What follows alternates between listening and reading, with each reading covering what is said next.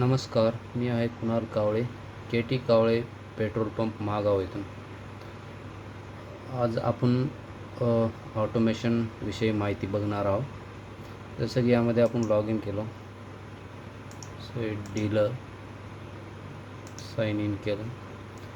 त्यानंतर स्टेटसमध्ये pump status, device status, tank status, pump control आणि बॅटरी स्टेटस. तर यामध्ये प्रथम पंप स्टेटसमध्ये आपल्याला सर्व नोझल्सची लाईव्ह माहिती भेटत असते. म्हणजे कोणत्या नोझलमधून किती डिस्पेन्स झालेलं आहे, अमाऊंट, व्हॉल्यूम एक्सेट्रा माहिती आपल्याला यामध्ये मिळते. आणि त्यामध्ये नंतर डिवाइस स्टेटस, जसे की BPCL ऑटोमेशन सिस्टीममध्ये डिवाइस स्टेटस स्क्रीन पेट्रोल पंपावरील सर्व इलेक्ट्रॉनिक उपकरणांचे कनेक्शन आणि कामाची स्थिती तपासण्यासाठी वापरले जाते.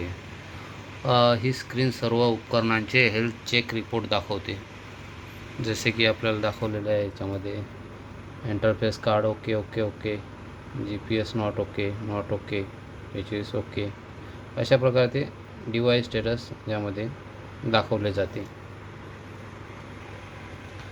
नेक्स्ट आहे टँक स्टेटस, ज्यामध्ये आपल्याला टँकबद्दल पूर्ण माहिती, ज्याच्यामध्ये कॅपॅसिटी टँकची, त्याची डीप सध्याची किती आहे, व्हॉल्यूम किती आहे, density is okay or not, density okay आहे, water level, temperature, today sale, अशा प्रकारची सर्व माहिती आपल्याला टँक स्टेटसमध्ये मिळते.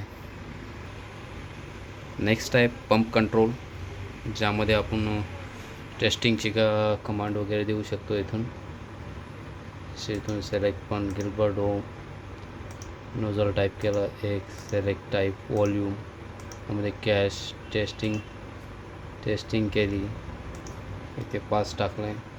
आणि हे आपण प्रीसेट पण करू शकतो इथे. ओके, ठीक आहे. त्यानंतर येते ऑपरेशन्समध्ये शिफ्ट ऑपरेशनमध्ये आपण शिफ्ट कॉन्फिगरेशन करू शकतो. इथे आपल्याला शिफ्ट वाईज ॲड न्यू, ही एक खूप महत्त्वाची प्रक्रिया आहे.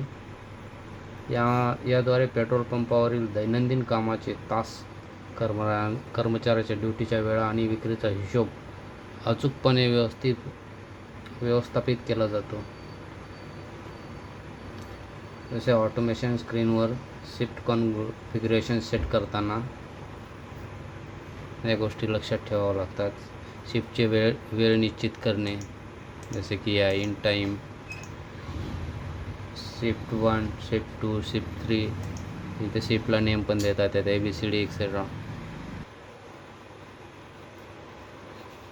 इथे स्टार्ट टाईम आहे, इथे एंड टाईम, इथे शिफ्ट ID, ABCD काही सिलेक्ट करू शकता आणि इथे सेव्ह करायचं. त्याच्यानंतर आपण हे मॅन्युअली पण करू शकतो.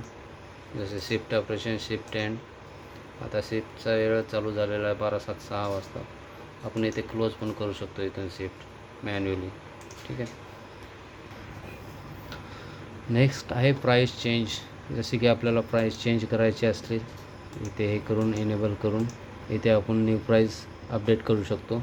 कधी कधी होत नाही तर आपल्याला करावं लागते. त्यामध्ये schedule time date, price change, instant price change, इथून आपण न्यू प्राईस टाकून अपडेट करू शकतो. आणि नेक्स्ट यामध्ये tank TT receipt entry, TT receipt entry करता येते यामध्ये आपल्याला. ठीक आहे.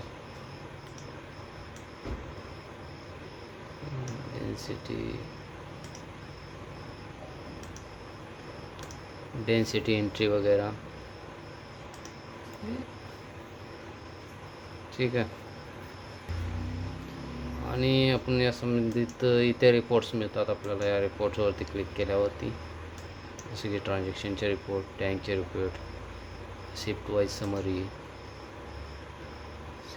समरी, इथे ओपन डेट, स्टार्ट शिफ्ट, आणि इथं क्लोज डेट आणि एंड शिफ्ट गो केल्यावर नोट्स अँड फॉर्म सध्या. आणि हे केल्यानंतर आपल्याला आपले शिफ्ट वाईज समरी भेटून जाते. ते मग आपण एक्सेल, PDF आणि HTML द्वारा एक्सपोर्ट करू शकतो.